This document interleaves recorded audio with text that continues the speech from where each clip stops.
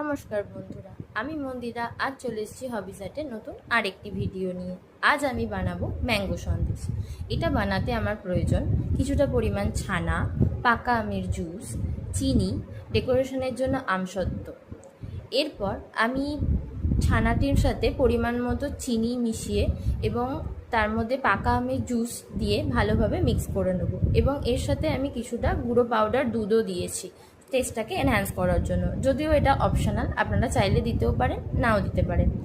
এরপর এটিকে আমি খুব ভালোভাবে মিক্স করে নেব।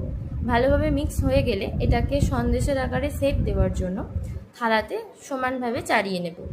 এরপর এটাকে কাট করে নেব সন্দেশের শেপের আকারে।